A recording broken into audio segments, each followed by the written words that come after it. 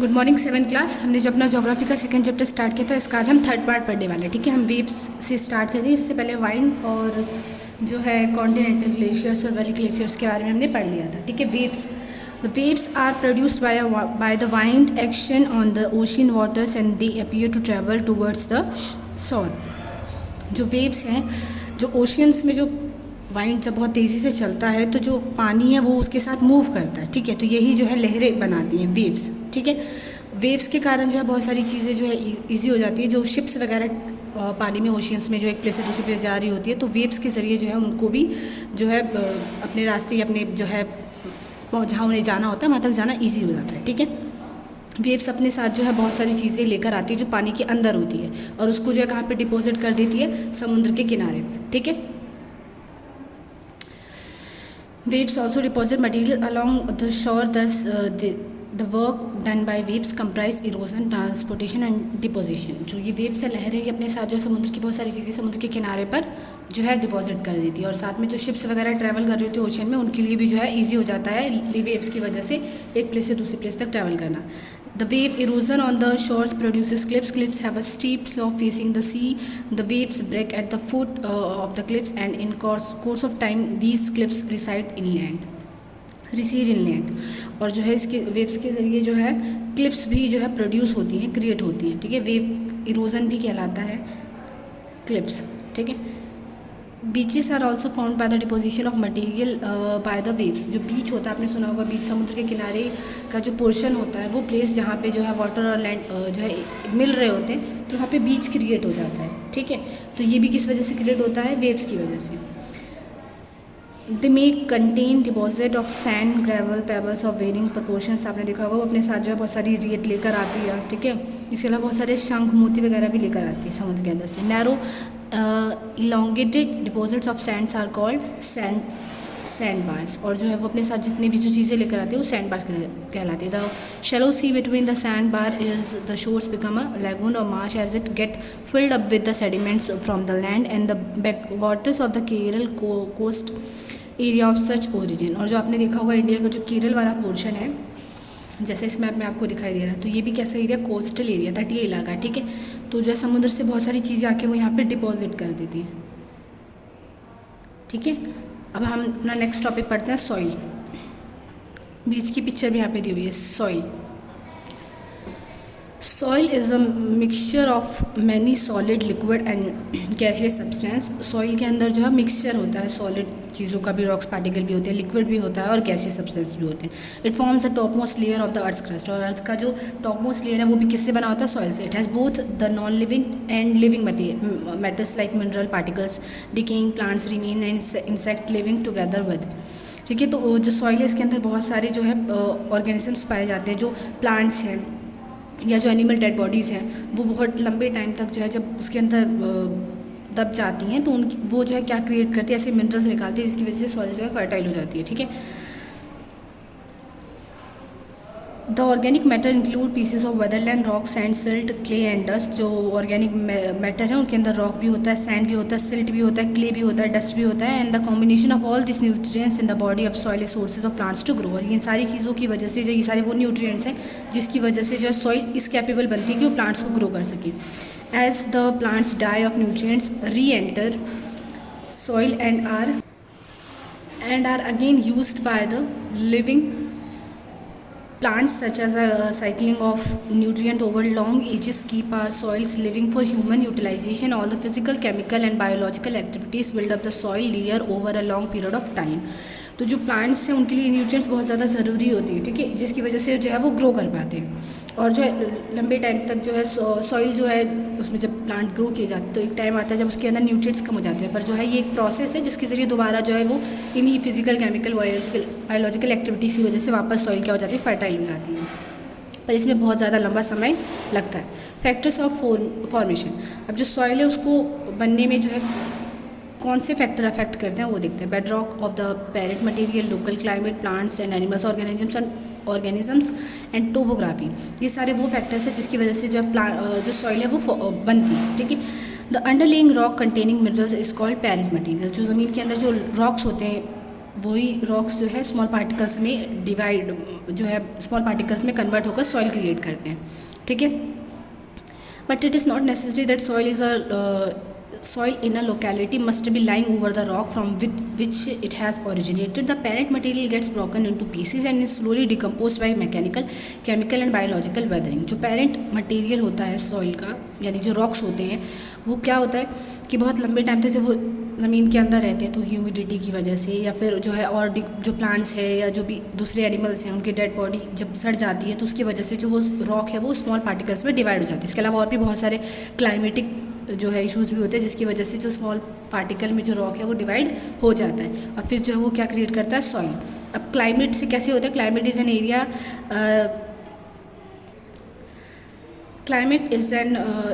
Is such a major factor that over a long period it tends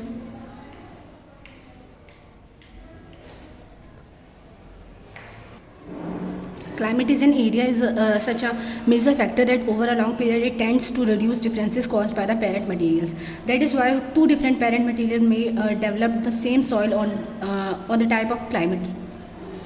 Likewise, the same parent material may produce two different types of soil and two types of climate. तो climate पे भी depend करता है कि जो rock है उसे किस टाइप की सॉइल जो है क्रिएट होगी। क्लाइमेट अगर जो है ज़्यादा ह्यूमिड होगा तो सॉइल और ज़्यादा जो है क्या होगी, स्मॉल पार्टिकल्स में डिवाइड हो जाएगी। लेकिन अगर उतना ह्यूमिड नहीं होगा तो क्या होगा, जो रॉक पार्टिकल है वो उतने ज़्यादा स्मॉल पार्टिकल्स में डिवाइड नहीं होगी। तो ये क्लाइमेट पे भी डिपेंड करता है कि सॉइल किस टाइप की होगी। Plant and animal organisms consist of trees, shrubs, grasses, mosses, bacteria and the animal play a very important part in converting a young soil into a mature one.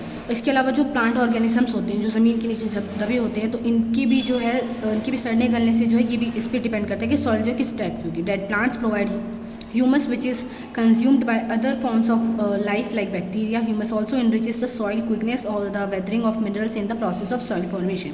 तो जो सड़े गले जो जानवर होते हैं उनकी भी जो है डेड बॉडी जो है सड़ने गलने के बाद उसको सॉइल को ह्यूमस जो है देती है और इस मिनरल की वजह से जो प्लांट भी ग्रो कर पाते हैं और बाकी जो ऑर्गेनिजम्स भी होते हैं उनके लिए भी बहुत ज़्यादा इंपॉर्टेंट होता है।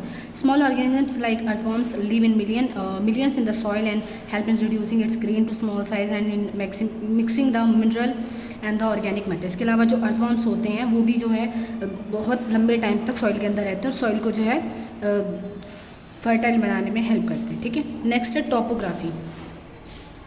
Topography of the local site factor also affects the deposition of soil, degree of its erosion and the rate of run of the water, where only a thin and cross soil is left on steep rocks on which it is formed. जो topography यानी कोई भी जो place है उस place का जो है एनवायरनमेंट कैसा है, ठीक है, तो इस पर भी डिपेंड करता है कि सॉइल किस टाइप की। That is why it is called a residual soil. The deposition of soil sediments goes on undisturbed for a longer time, making it lie deep on flat land. Indirectly, man is also influencing formation of soil by way of its retention, increased carbonization by him activities, the large small earth and flows down the moderately steep slope because of massive construction. अब देखिए जो कोई भी place है, अगर कोई माउंटेनी area होगा तो वहाँ पे सॉइल अलग टाइप की होगी, लेकिन कोई प्लेन एरिया है तो वहाँ पे सॉइल अलग टाइप की होगी।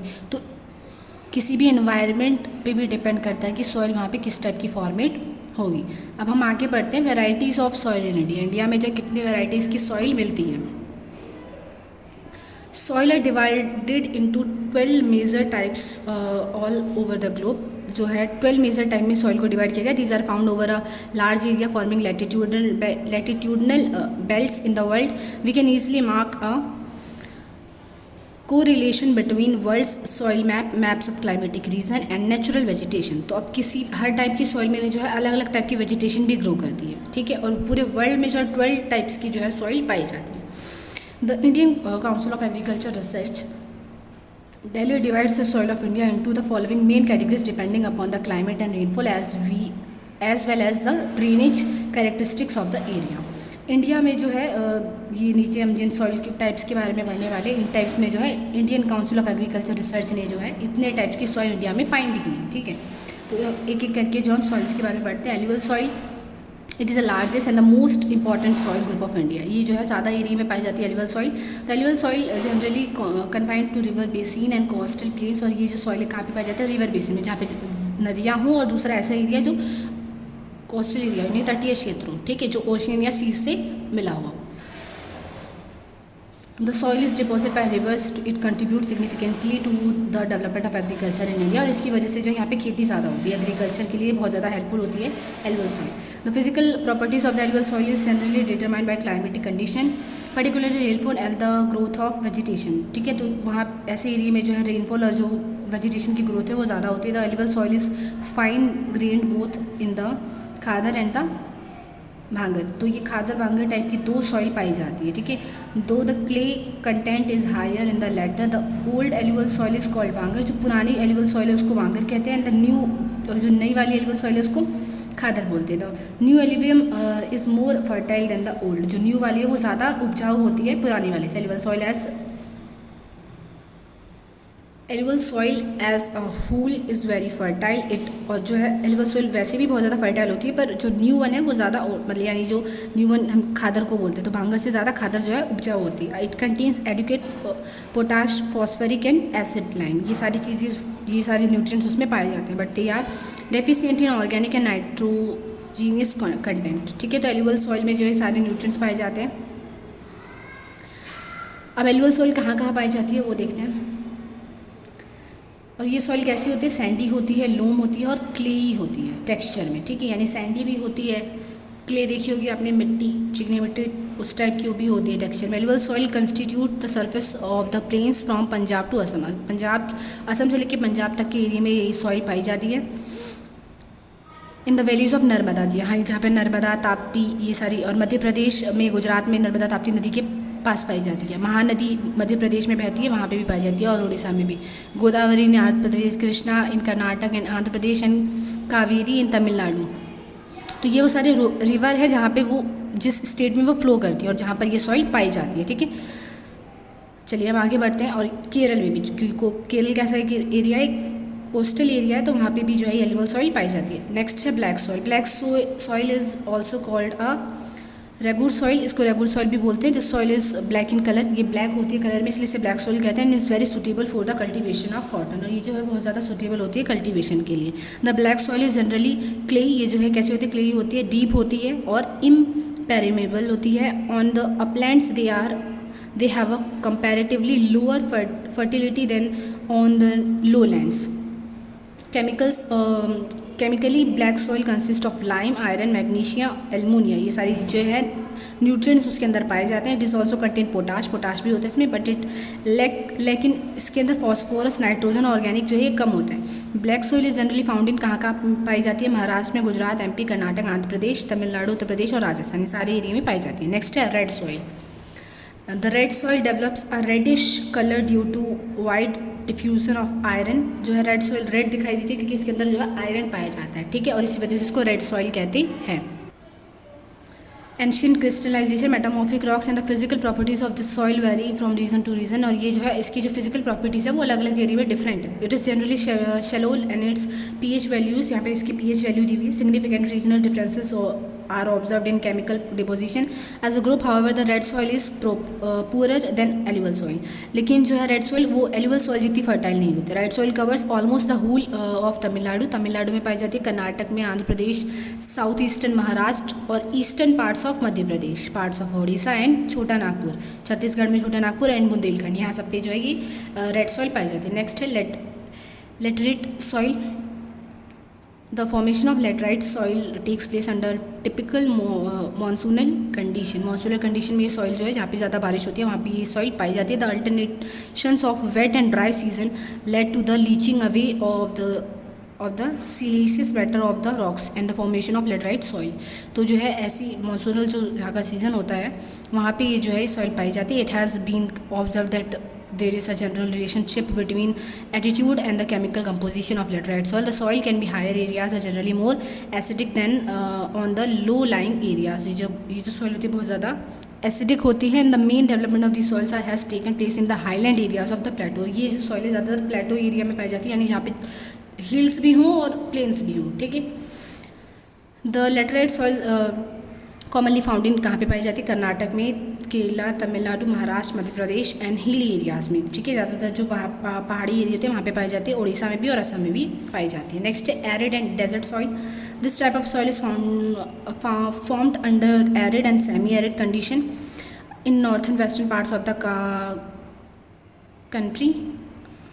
द काउंटिंग लिखा है, गलत है ये बेटा, कंट्री हो गए आप, ठीक है। The entire area west of the Aravalli range in Rajasthan has desert soil. तो जो डेजर्ट सॉइल या एरिड सॉइल है वो कहाँ पे पाई जाती है? ऐसी एरिया जहाँ पे रेन कम होती हो, यानी बारिश कम होती हो, ठीक है। जैसे राजस्थान में जो है रेन कम होती है, इस वजह से जो है वहाँ पे ऐसी सॉइल पाई जाती है।